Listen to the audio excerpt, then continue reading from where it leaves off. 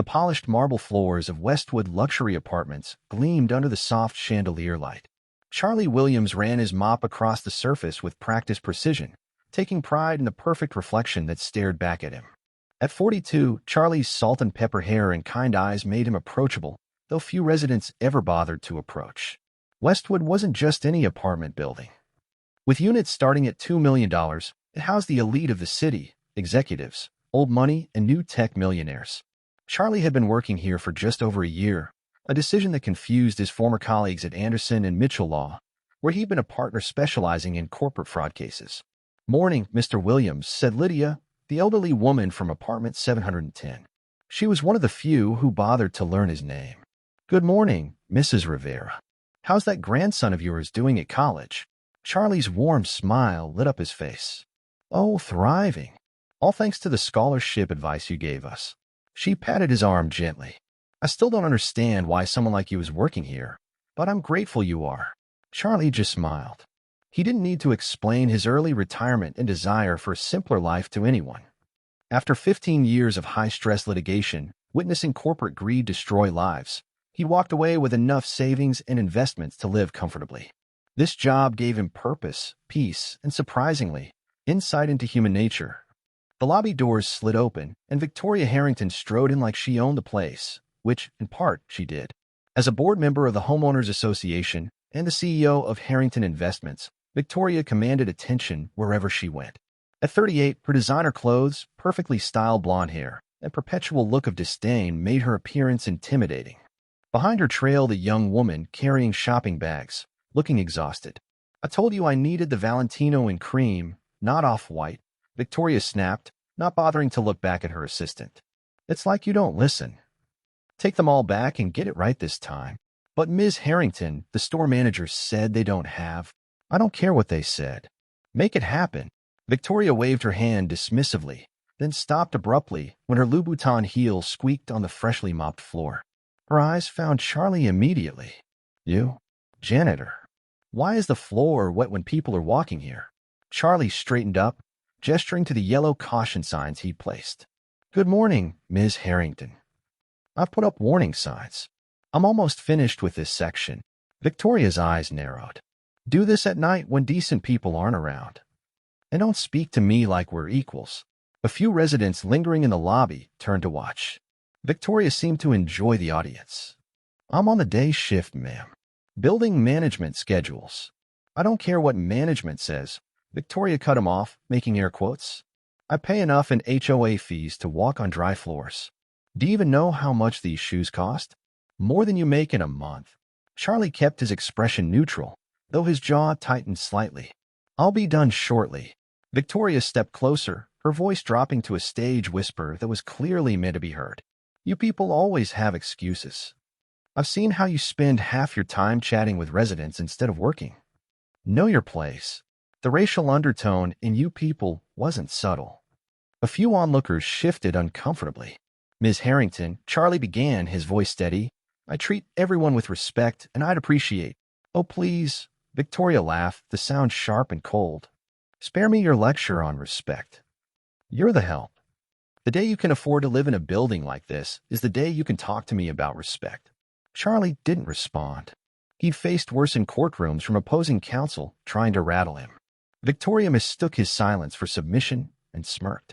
"That's what I thought. Now clear this area so people can walk."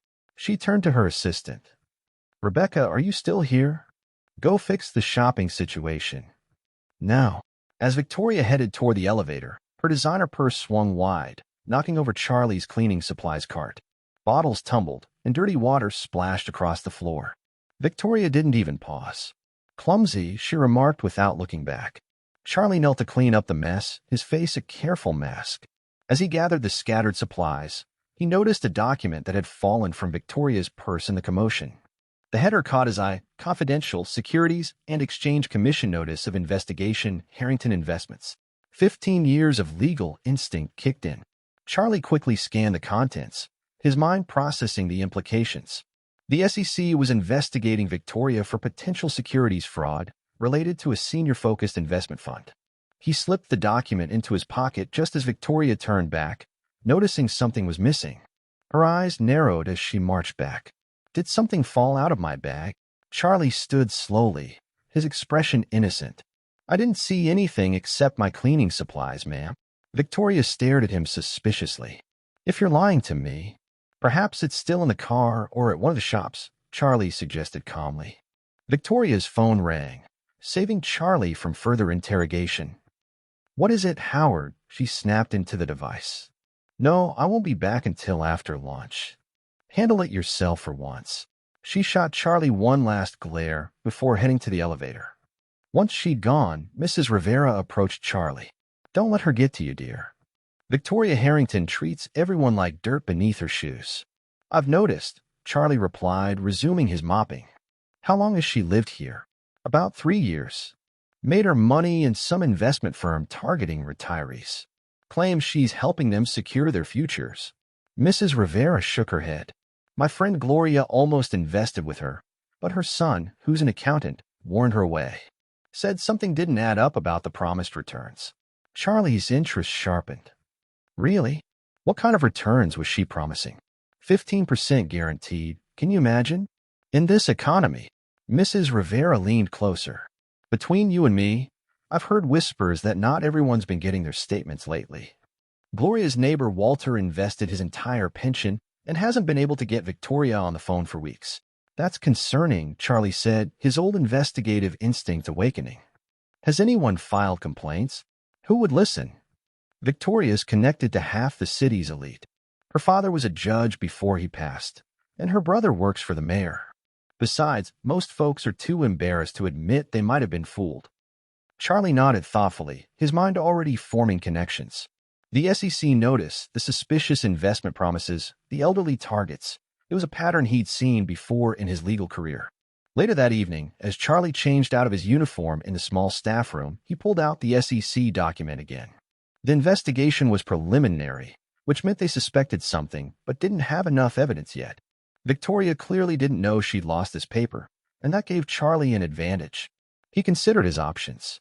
He could anonymously return the document, pretending to have found it innocently. He could ignore the whole situation. After all, it wasn't his problem anymore. He left that life behind. But as he recalled Victoria's words, "You people, and know your place," something hardened in his resolve. Charlie had walked away from law because he was tired of fighting, but some battles still mattered. His phone buzzed with a news alert. Harrington Investments announces new senior security fund, promises unprecedented returns for retirees. Charlie stared at the screen, then at the SEC notice. Victoria was launching a new fund while already under investigation for the previous one. His decision crystallized in that moment. He opened his laptop and typed Howard Patel, Harrington Investments. The search returned numerous results, including a profile on the company website.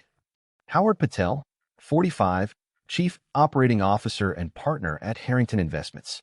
Yale MBA, previously at Goldman Sachs. In every photo, he stood slightly behind Victoria, his expression professional but unremarkable. Charlie dug deeper, finding interviews where Howard spoke about ethical investing and building trust with clients. Either he was an excellent actor, or he might genuinely not know what Victoria was doing. As Charlie packed up to leave, his phone rang. The screen showed his former law partner's name, Diane Mitchell. Charlie Williams, how's life as a janitor treating you? Diane's familiar voice brought a smile to his face. Surprisingly well.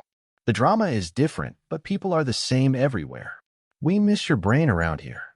Johnson and Mercer case is dragging on because the new guy doesn't have your eye for detail. Charlie laughed. You're just trying to make me feel important. Maybe a little, Diane admitted. But I'm calling for another reason. Remember that whistleblower case you worked on before retiring? The one with the investment firm targeting seniors.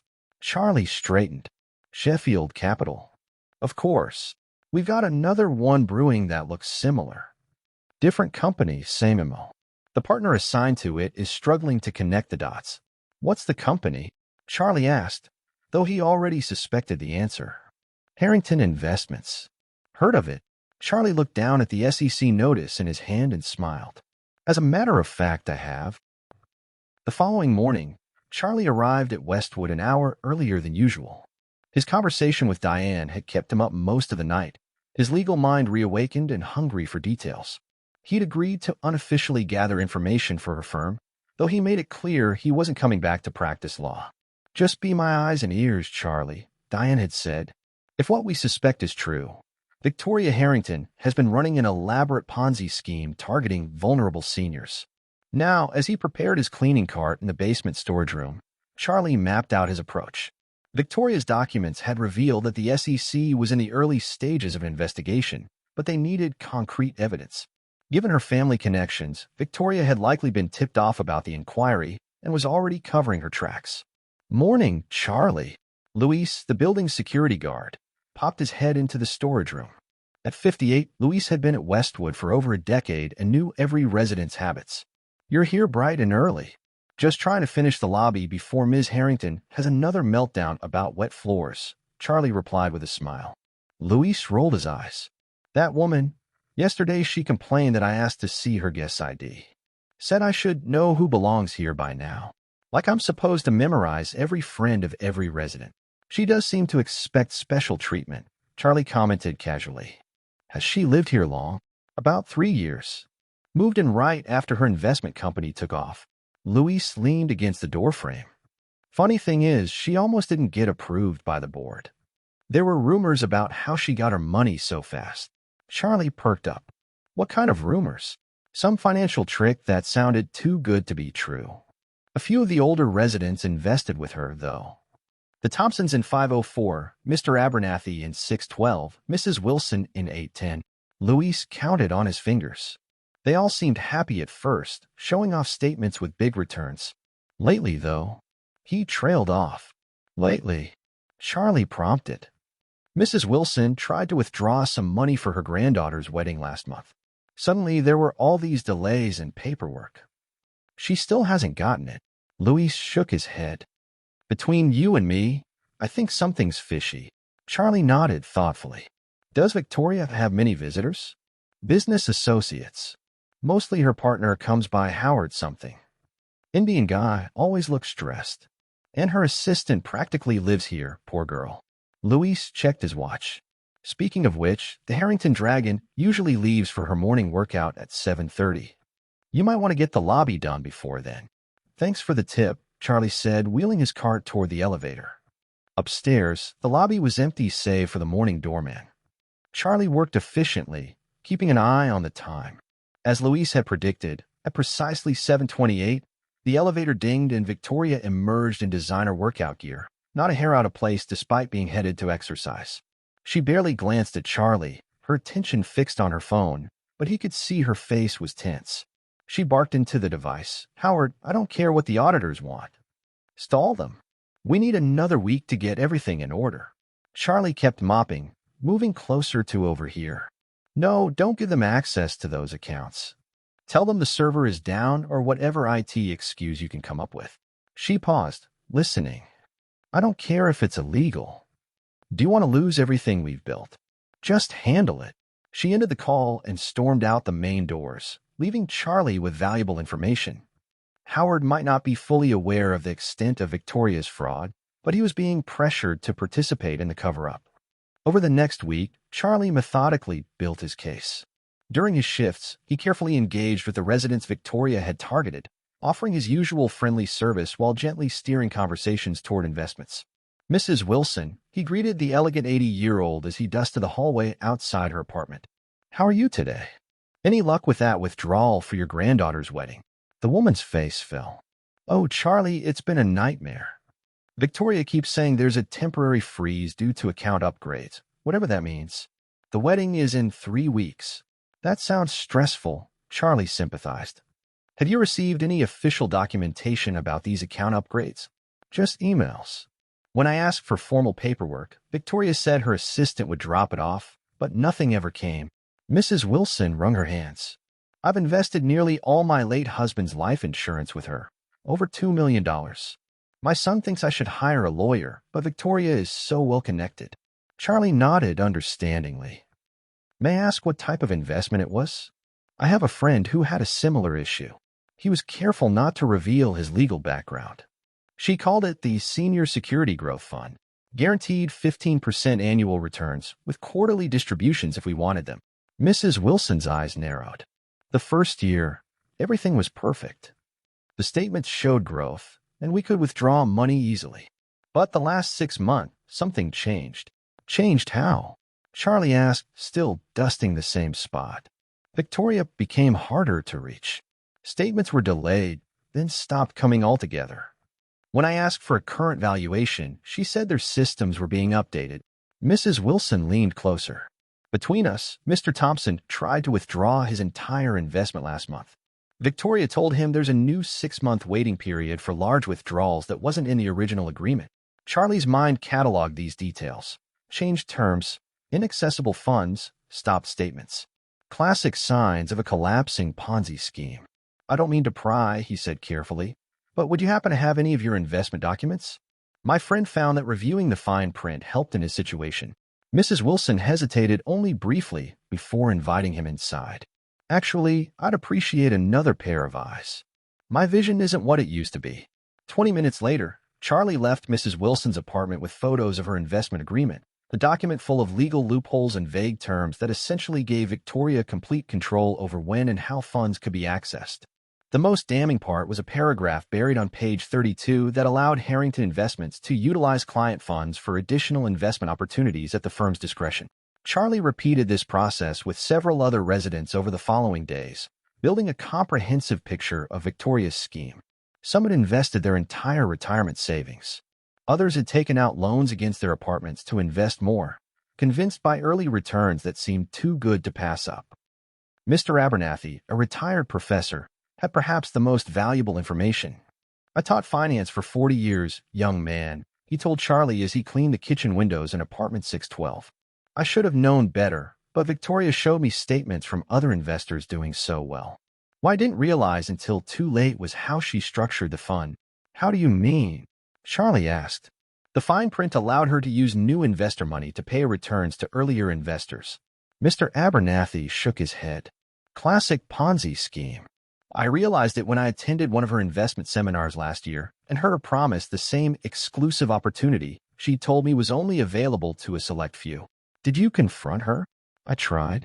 She threatened to sue me for defamation if I spoke to anyone. His hands trembled slightly. I invested my entire pension, $1.8 million. Now I can't even get her on the phone. By Friday, Charlie had compiled enough evidence to present a solid case to Diane. Using the building's service stairs to avoid security cameras, he met her in the parking garage during his lunch break. This is incredible, Charlie, Diane said, flipping through his notes and photos. You've done in a week what might have taken our team months. These investor agreements alone are enough to prove intent to defraud. What's the next step? Charlie asked. We file this with the SEC immediately and push for fast action. Based on what you've found, Victoria is actively trying to launch a new fund, probably to pay off the old investors who are getting suspicious. There's something else, Charlie added. Howard Patel, her business partner. From what I've overheard, he may not be fully aware of the extent of the fraud. Victoria keeps information compartmentalized, and he seems genuinely concerned about the audits. Diane nodded. That tracks with his reputation. He came from legitimate banking. We'll need to consider him carefully. He could be either a co-conspirator or another useful witness. As they wrapped up their meeting, Charlie's phone buzzed with a text from Louise. Heads up. Dragon Lady on Warpath. Looking for Janitor, who's been harassing residents. I need to get back, Charlie said, suddenly alert. Victoria's on to me. Be careful, Diane warned. She's facing serious prison time if this goes forward. People get desperate when cornered. Charlie made it back to his cleaning cart just as Victoria's voice echoed down the hallway on the 8th floor. Where is he? That janitor, who thinks he's a detective. She was practically shouting at Mrs. Wilson, whose apartment door stood open. Multiple residents have told me he's been asking questions about my business. Charlie calmly pushed his cart around the corner, acting surprised to see the confrontation. Is everything all right, Mrs. Wilson? Victoria whirled to face him, her face flushed with anger. You? What game are you playing? You've been poking around in things that don't concern you. Charlie maintained his composure. I'm just doing my job, Ms. Harrington. Your job is to clean, not interrogate residents about their financial affairs. She stepped closer, voice dripping with contempt. "I've already called building management. You'll be fired by the end of the day." Mrs. Wilson moved to Charlie's defense. "He did nothing wrong, Victoria. We were just chatting." "Stay out of this," Victoria snapped. "This man is trying to scam you. Can't you see that? He's probably after your money, too." Charlie almost laughed at the irony, but kept his expression neutral. "I have no interest in anyone's finances, Miss Harrington. If my conversations have made you uncomfortable, I apologize." Victoria's eyes narrowed suspiciously. "Who are you really?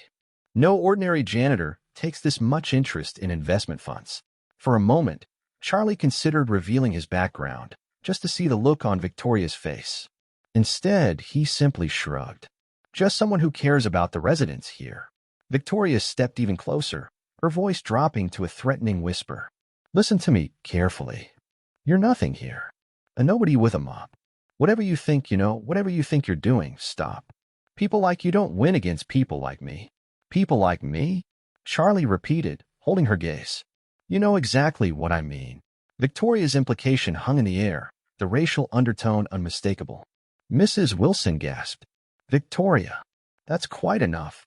Victoria ignored her, still staring at Charlie. "I have connections you couldn't imagine. The building management, the police chief, judges, they're all in my circle. So unless you want to find yourself not just unemployed but unemployable, back off." She turned on her heel and stalked toward the elevator, pausing to look back. "And stay away from my business partner. Howard doesn't need to be bothered with building staff issues." As the elevator doors closed on Victoria's glowering face, Mrs. Wilson turned to Charlie. "I'm so sorry about that. She's completely out of line." "It's all right," Charlie assured her, though his mind was racing.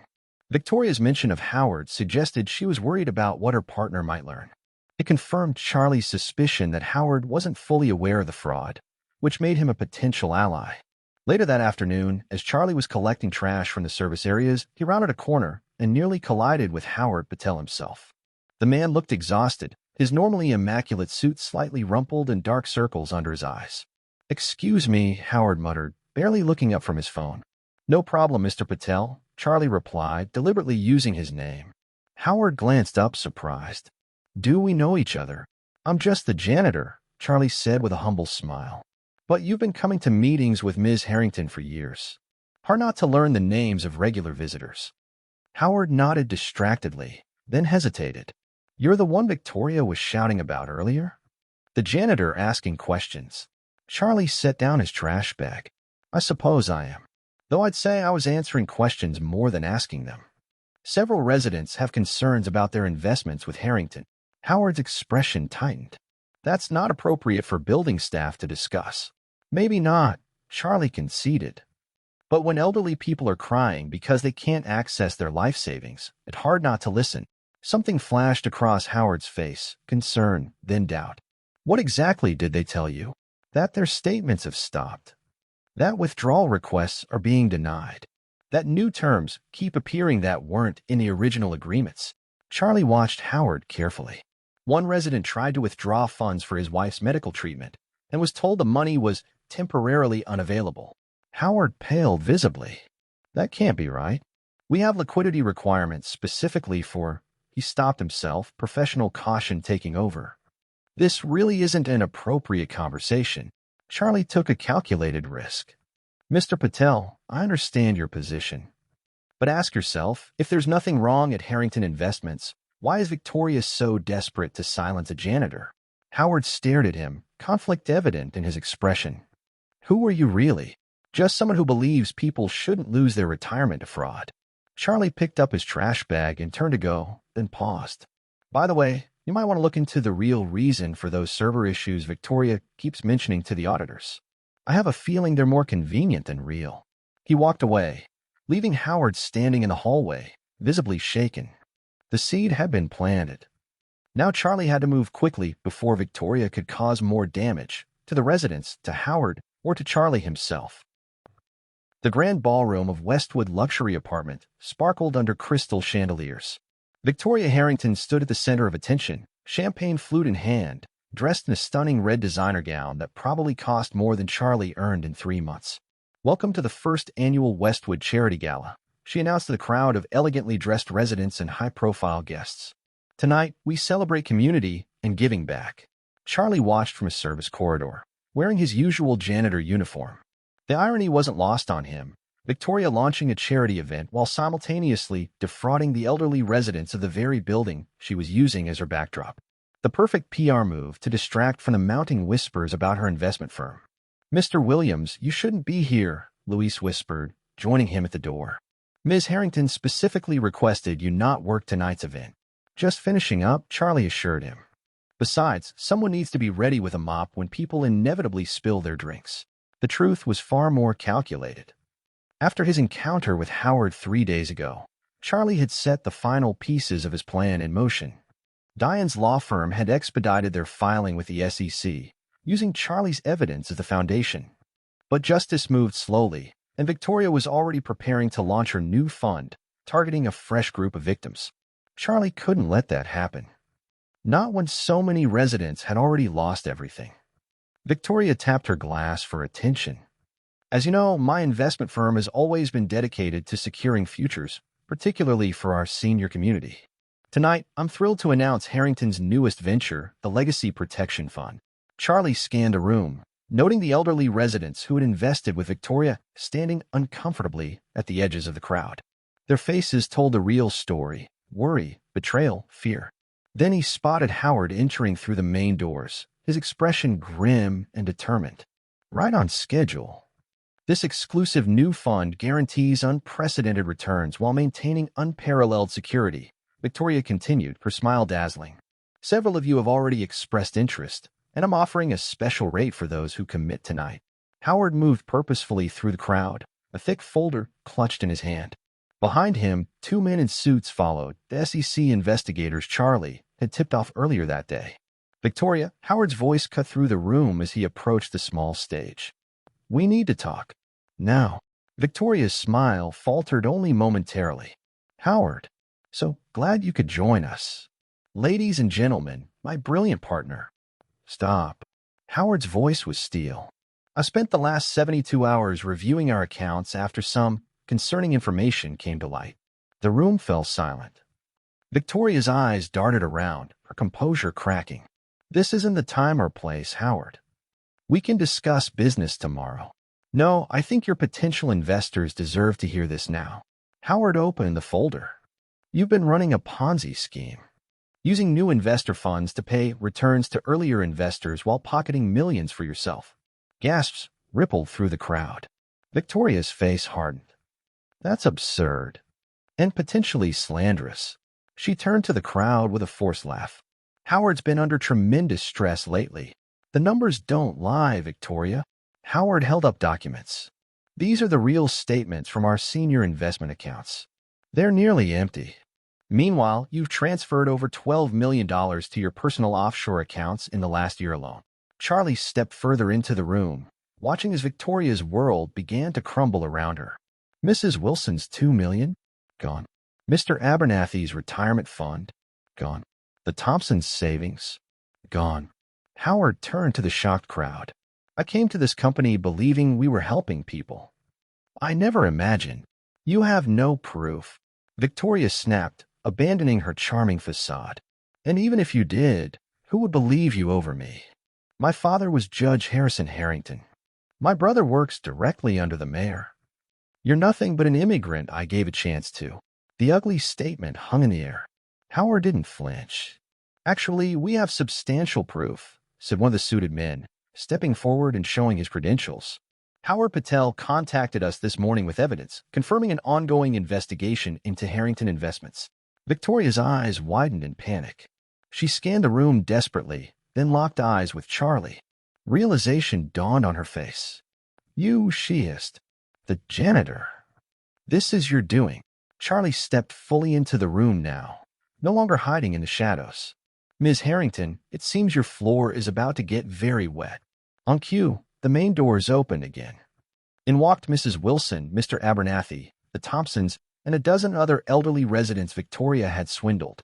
Each carried paperwork, their investment agreements, bounce checks, unanswered withdrawal requests. "We've all signed statements," Mrs. Wilson announced, her voice stronger than Charlie had ever heard it. We're done being silent. Victoria backed away, looking for an escape route. This is ridiculous. You can't prove anything. It's your word against mine. Actually, Charlie said calmly, it's your own words against you. He pulled out his phone and played a recording, Victoria's voice clearly instructing Howard to hide accounts from auditors. The second SEC agent stepped forward. Victoria Harrington, we're placing you under investigation for securities fraud, wire fraud, and operating a Ponzi scheme. Victoria's composure shattered completely. Do you know who I am? My family will destroy all of you. You. She pointed at Charlie. You're just a janitor. You're nothing. She turned to flee, heading for the service exit, and slipped dramatically on the freshly mopped floor, landing hard as her legs flew out from under her. Charlie stood beside the area, yellow caution sign prominently displayed. Really should watch for those wet floor signs, Miss Harrington, he remarked quietly. As she struggled to get up, her designer dress now soaked with mop water, Howard approached Charlie. You're no ordinary janitor, he said, realization dawning. Who are you really? Charlie smiled. Charlie Williams, former partner at Anderson and Mitchell Law, specialized in securities fraud. Now just a man with a mop who believes in justice. Victoria was helped to her feet by the agents, mascara streaming down her face. You'll regret this. All of you. The only regret here, Charlie replied, is that you never learned to see the humanity in people regardless of their job or background. 6 months later, Charlie still pushed his mop through the lobby of Westwood luxury apartments, but much had changed. Victoria's penthouse had been seized as an asset, then sold to help repay her victims. Howard had taken over the investment firm, restructuring it with transparent practices and realistic returns. Most significantly, Victoria's former apartment had been converted into affordable housing for seniors who had been victimized by financial fraud, with Mrs. Wilson serving as the residence advocate. Charlie had been offered positions at multiple law firms, including a partnership at Diane's practice, but he declined them all. There was something peaceful about the simplicity of his work, the daily interactions with residents who now greeted him with genuine respect. Mr. Williams called Mrs. Rivera, approaching him in the lobby. The residents committee wanted me to ask again if you'd reconsider joining the building's management board. Your legal expertise would be invaluable. Charlie smiled, leaning on his mop. I appreciate the offer, but I'm content where I am. Sometimes the most powerful position isn't the most visible one. As he resumed his mopping, Charlie reflected on Victoria, now awaiting trial with her assets frozen. She'd lost everything, her money, her status, her freedom, all because she couldn't see past her own prejudice. She'd underestimated a man with a mop, never imagining he could be her intellectual equal or moral superior. The marble floors gleamed under Charlie's careful attention, reflecting the chandelier light just as they had the day Victoria had first berated him. But now, the reflection showed more than just polished stone. It showed a community forever changed by the humility of one man and the downfall of those who judge others by appearances alone.